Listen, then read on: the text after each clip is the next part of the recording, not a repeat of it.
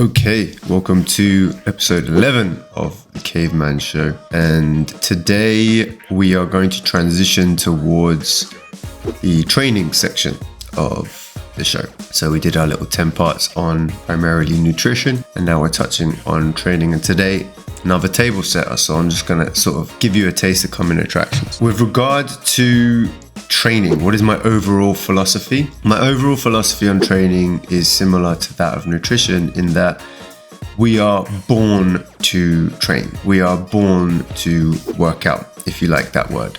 I don't know if that's a great word because it implies work. And for a lot of people, work means something joyless and something you don't love. So there's play and then there's work. But with regard to working out specifically, I think it's really about play. It is a form of play that adults do.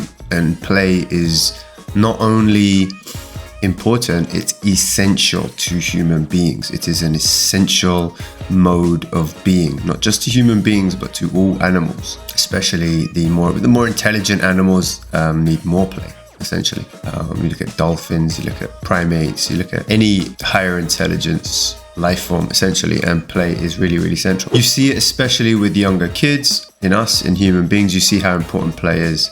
My wife is an occupational therapist and she works with special needs kids and other kids too in the school system. Kids who need a little bit extra help to keep up with their schooling and their, kind of daily living. And essentially what she does is play. That's in essence what she does. The way that she treats kids and helps them develop faster, and her therapy as an occupational therapist is play-based. That's essentially what it is. And I'm realizing now that doesn't go away as adults. And if you lose that play, you lose that sort of childish sense of yourself, and you suffer both psychologically and physically. Okay, so bring it back to training. We need to play, and that's what exercise is. That's what working out is. It's a form of play that we do as adults, and that's why it's so good for our body, and that's why it's so essential. That's why it is a cure-all, right? The amount of things that exercise cures. They say exercise is the best medicine. It really is. Like, especially back in the day, you look in those movies and they're like, whatever the problem was, it was always, fresh air and exercise and stuff like that. And especially nowadays, and doctors essentially have given up on it because they can't actually get their patients to do it. So, looking at it from the doctor's perspective, I'm not blaming doctors at all.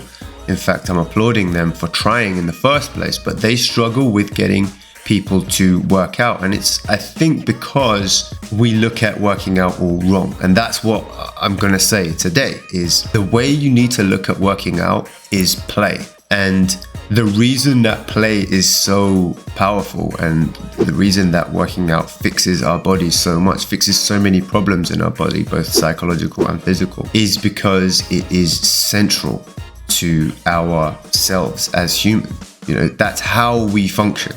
We tend to think of our basic needs as, eat, sleep, hygiene, stuff like that. But yes, those are all true, but play is definitely one of those things. Look at any high-forming professional and you will see them playing in some capacity. And if you don't recognize it, realize that even things like business can be play for people. But what we're talking about today is physical play. So training is physical play. Whatever that is for you, go ahead and do that, okay? So for me, lifting weights is play.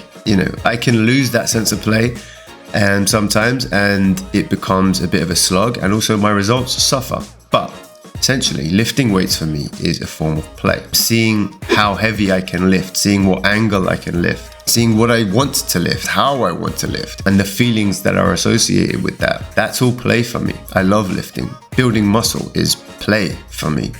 So is soccer. Very, very easy one. Soccer is one that I drop into play mode super quick. And sometimes people it doesn't look like that because things can get super intense. You can have super intense play, don't get me wrong. When I play football, I try not to lose my cool, but it's intense, it's competitive, it's fiery, and all the other guys are right there with me. And sometimes people get hurt and we don't mind a few. I don't mind a few like bruises, a little bit of blood. It's okay. For me, that's how I like to play. So Same thing with my MMA. I didn't mind if I came out of a training session bleeding. I didn't mind if I came out of a fighting session bleeding. Obviously, you don't want to get hurt. Play can be rough. I remember reading a book on play and actually them saying with kids at least that rough play is essential to their development. Something to do with I can't remember exactly what it was, but the tactile feedback and the way the body moves at these various angles with a little bit of actually aggression between kids is essential. It's important. Oh, it's okay for kids to play rough. It's essential for kids to play rough, not just boys and girls too. I don't know at what age that changes. I don't know all the particulars. I don't know if it ever changes. You know, there's a reason why kids do love to kind of wrestle. And adults love to wrestle, at least men do. Men love to wrestle, most men do. I loved rugby. You know, I played rugby growing up. I absolutely loved it. I loved getting tackled, I loved tackling. So when I say play, you might have to expand your concept of what play is. It doesn't always mean like happy clappy, oh yes, you know, we're playing doctor or playing. That's not what I mean about play. You have to expand your concept of play. Now, so for me, those activities that I tend to do on a regular basis are play, but there are various other forms of play too. You know, some people like Zumba, some people like yoga, some people like Pilates. Those are all things that I'm not particularly interested in, but you may be. And what you'll find is the people who are doing the things they love tend to get the best results. They tend to A, stick with that task for long enough, B, have sufficient ability to shut out other things and focus on the task at hand and be present to get the sufficient intensity to actually get the results too. So it's not just about doing it over and over and over again, consistency, but there's also another principle. And both of these, we're going to touch on both of these subjects more in the next few episodes, but consistency on the one hand is super important to successful training, and then intensity on the other hand. Okay, you shouldn't be thinking of dinner, like what you're cooking for dinner, or the bills, or taxes, or your kids, or whatever, your girlfriend, your boyfriend. You shouldn't be thinking about anything else except the task at hand when you're training. Okay, so intensity and consistency, both these are two super important concepts that we'll touch on again. And yeah, whatever play means for you, that's going to be where your training is going to be located. So that's something you can start to think about today. Like, what do I enjoy doing physically? Don't be silly about it. I have this conversation with a lot of mates of mine who love golf, and I'm not sure that golf counts as a sport. And the ones who play it say, yes, it is a sport. And I don't know if they're just, you know, kind of doing that to give themselves the benefit of the doubt or what, but they say it's physically strenuous. Do I count it as, it's definitely play, it's definitely a game. It's kind of teetering on the edge of what I would consider a sport or physical exertion. So you're gonna have to define that for yourself, but like use common sense. Golf is about as low as I would go, but for a lot of people that is their exercise. Yeah, you're walking around, you are swinging the club. With regard to working out, is it working out? Yes and no. I mean, it's a good start for a lot of people. And to be honest with you, I know people who love golf so much that they get into the gym because of golf. So you can see that like having this play-based approach to your training can lead you very, very far. So I have a couple of clients who've come into me because of golf. They want to get better at their golf swing. They want to perform better at their golf. They want to hurt less. So, you know, golf can be pretty strenuous on the body, apparently. I don't know. I'll take their word for it. So it ends up getting them in the gym, and they're inspired to get in the gym, and they enjoy their training because they're thinking about golf. They want to be the best athlete, if we want to consider golf players athletes, that they can be for their sport. So that's why I'm saying that if you use some type of play as your northern star, as your guiding northern star, the benefit is it will grow, it will expand, and you will find the inspiration to stick with the training, and you will find the motivation to keep it sufficiently intense. This is the way it works. The reason this works is this isn't a cute, like, novel idea I'm coming up with. This is the way it works. Play is central to our bodies and our brains and the way we develop. It's central to being a human being, and it manifests as workouts, especially into our adult age. With regard to kids, you don't really need to get kids to work out. They naturally want to work out. They naturally want to climb and run and slide about and wrestle with their friends and throw things and jump up and down and play games, and they naturally want to do that. So we don't really need to, we see it with kids, we don't really need to get them to do PE at 4 years old. All we have to do is not force them out of their natural mode of being. right? You kind of just need like recess, and you need things that would mimic our natural environment, things to climb, things to run around, things to play on. If we mimic our natural environment as much as possible, you see it with kids, they're fine. They get all the activity, all the exercise, all the working out they really need. They stimulate their muscles naturally. They like to go on the monkey bars, right? By the way, most adults cannot do monkey bars. They cannot support their weight on one shoulder in that angle, right? They don't have this sufficient tendon strength. They don't have the sufficient muscular strength. They don't have the sufficient grip. Almost every kid up to the age of 4 can do monkey bars. We lose that ability. What does that tell you? We take ourselves out of our natural habitat, and that is where all the problems start, right? And we don't want to focus excessively on problems, but just understand this. Your natural mode of being, and you can think about it as when you were a kid, is to play.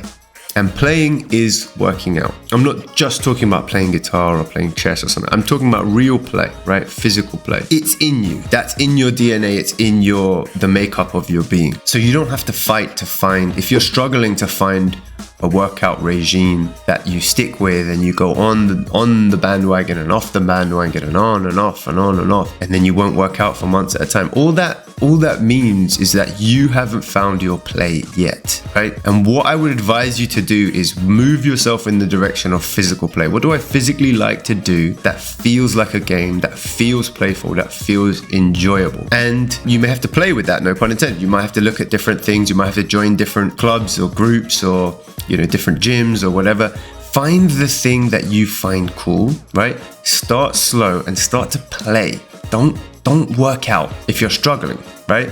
Working out is what you call it when you played so much that you want to add that intensity, right? And you want to add a higher level. But never forget that your foundation to working out, to exercise, to training is play. And then it will grow from there. And we'll talk about how it grows, and we'll talk about how to kind of master this and various other things in future episodes. But I'll just leave you with that today. Like, by the way, if you're more advanced and you find yourself in a slog, or you want to get to the next level, or you find yourself in a plateau, or you're not enjoying your workout, see if you can go back to that sense of play, right? How can I make this workout a play? It's easy to do with like things like, soccer or MMA or something like that for me. But how can I, if I'm lifting weights and I don't find it joyful anymore, how do I play with it again? Start with that, meditate on that, let that sit. When it's time to approach your next workout, see if you can rekindle that tiny little flame of play and see what that does for your workout. All right. I don't know where the next episode is going to be, but it's going to be something along the lines of this